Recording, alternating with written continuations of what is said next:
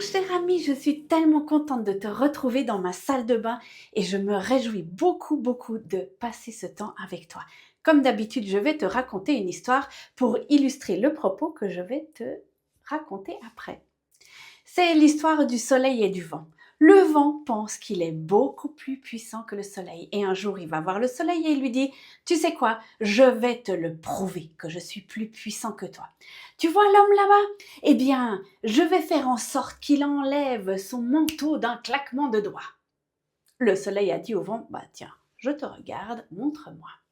Le vent est allé s'acharner sur l'homme. Il lui a envoyé des bourrasques, même un cyclone en pleine face. Et l'homme, il s'est accroché à son manteau, il l'a pas lâché, il a tenu bon. Et finalement, le vent a abandonné. Alors le soleil a dit au vent: regarde-moi, comment je vais m'y prendre. Le soleil est allé vers l'homme.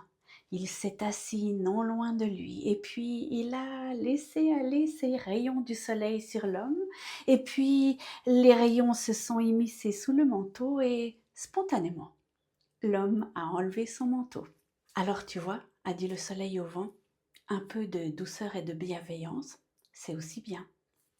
Combien de fois tu te retrouves face à quelqu'un où tu as envie qu'il change de comportement pour qu'il soit comme tu as imaginé, comme tu aimerais qu'il soit. Et généralement, c'est soit tes enfants, ton conjoint, ta famille proche, parce que quand même, tu as des pas mal bonnes idées et que tu sais très bien où il faudrait aller et tu aimerais qu'il change.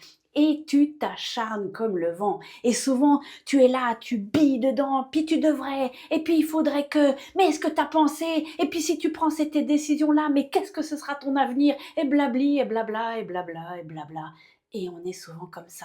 Parce que, c'est la peur qui prend le dessus et on se dit: «Oh, s'il va dans cette direction-là, mais il va rater sa vie». Ou alors, c'est aussi parce qu'on trouve qu'on sait bien mieux qu'eux. On oublie généralement qu'on a des années de plus que la personne avec qui on entre en conflit et qu'on a plus d'expérience et que peut-être, là je te parle par exemple des adolescents, eh bien ils ont besoin de faire des expériences et c'est pas forcément là où on a envie qu'ils soient, mais il faut bien qu'ils apprennent, n'est-ce pas? Et souvent, on rentre en conflit et on aimerait prendre le dessus parce qu'on se dit que quand même, c'est comme ça et puis c'est pas autrement et voilà. Dans la vie, je ne suis pas quelqu'un de colérique ou je suis pas quelqu'un qui gueule tout le temps ou qui crie ou qui est en conflit avec tout le monde. Je n'aime pas vraiment les conflits, mais j'aime quand même bien avoir raison et des fois, quand, je vois ou mes enfants ou peut-être mon conjoint aller dans une direction, j'ai envie de leur dire: «Ah mais là, franchement, qu'est-ce que tu fais?» et je me dis que: «Oh là là, mais si je dis pas quelque chose et puis si je le dis pas très fort et ben, ils vont quand même y aller» et en fait, dis-toi une chose, c'est qu'en fait, souvent, ils y vont quand même et mais toi, tu auras perdu de l'énergie à gueuler et puis il y aura eu un conflit et puis ça n'ira pas. Je dis pas qu'il faut pas avoir de conflits, mais il y a des conflits qui peuvent être constructifs.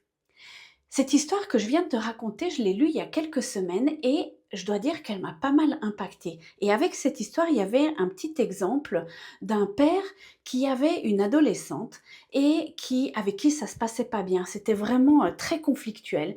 Et le père aurait pu dire à sa fille: mais je vais te faire entendre raison, c'est comme ça et pas autrement, il y a des règles à la maison.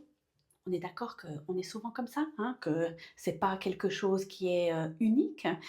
Et donc il aurait pu gueuler, mais il s'est dit: «Tiens, je vais faire autrement» et tous les midis, alors que sa fille rentrait, il a préparé un bon repas pour sa fille et il s'est assis avec elle. Alors au début, c'était des silences et personne ne disait rien et petit à petit, le climat de confiance s'est installé et puis la conversation a commencé à être plus douce, plus intéressante et puis le papa a commencé à poser des questions à sa fille et puis il y a eu dialogue et petit à petit, les choses ont commencé à changer.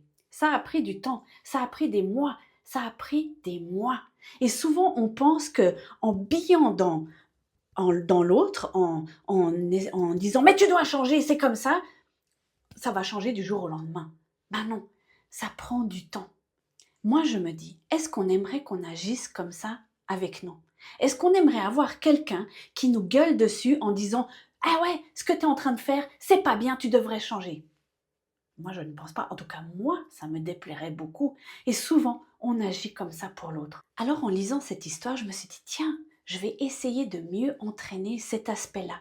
Et c'est vrai que mes enfants, par exemple, qui sont adolescents ou jeunes adultes, parfois, ils ont des réactions et des façons de faire où je me dis, oh, j'aurais envie juste de les... Hein, voilà, je ne vais pas aller plus loin. Mais je me suis dit, non, d'abord je vais m'asseoir à côté, je vais écouter ce qu'ils ont à dire, je vais essayer d'en apprendre plus, je vais essayer de comprendre comment ça marche dans leur tête. Tiens, pourquoi est-ce que tu prends cette décision-là? Pourquoi est-ce que tu as envie d'aller là-dedans? Pourquoi est-ce que tu réagis comme ça, sans jugement aucun? Et j'ai essayé, je suis encore en cours, hein, de ne pas entrer en conflit tout de suite. Ça ne veut pas dire que je ne mets pas de limites. Ça, c'est quelque chose que je dois encore pas mal travailler. Mais ça ne veut pas dire que si tu es doux et bienveillant avec la personne que tu as à côté, tu dois tout accepter, mais tu peux dire les choses calmement en disant, bah, tu sais, là, avec ce que tu es en train de faire, pour moi, c'est pas OK. Ce que je te propose, c'est que on aille dans cette direction-là, mais toujours dans le dialogue, la bienveillance et la douceur. Tu penses pas que Dieu fait pareil avec nous? Est-ce que tu crois que le Dieu que nous avons est quelqu'un qui nous crie dessus tout le temps, qui nous dit «Oh mais quand même, tu es en train de faire un choix là, mais c'est tellement débile, mais comment tu vas faire dans ta vie et tout?» Est-ce qu'on a un Dieu comme ça? Non. Dans la Bible, Dieu est souvent décrit avec douceur, bienveillance et tendresse à notre égard. Oh, Dieu est Dieu et il sait parfaitement ce qui se passe dans notre vie. Et je suis sûre que combien de fois il doit dire «Oh mais c'est pas possible, elle va quand même pas aller dans cette direction-là».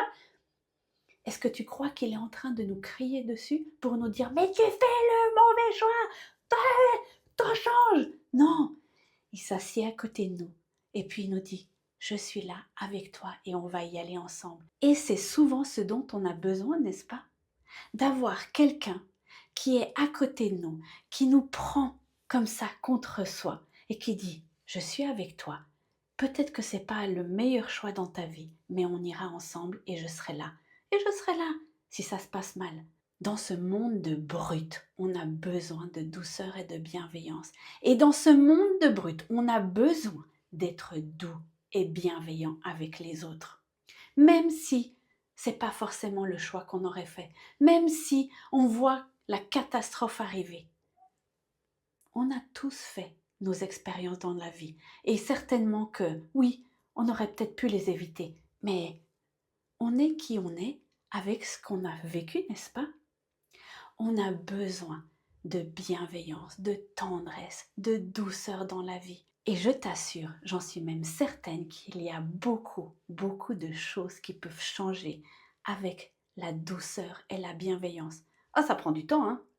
Ça prend beaucoup de temps, mais crois-moi, d'être tout le temps en colère, en conflit, d'envoyer des cyclones sur la tête des gens, ça prend autant de temps, mais c'est une énergie et c'est un sentiment et des émotions qui sont extrêmement désagréables.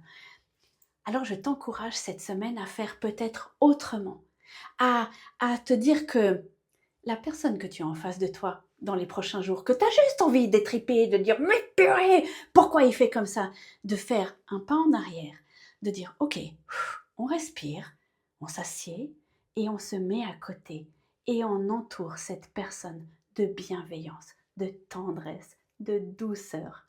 Et je suis à peu près certaine que les choses vont commencer à changer. Je te souhaite une bonne semaine et te dis à bientôt.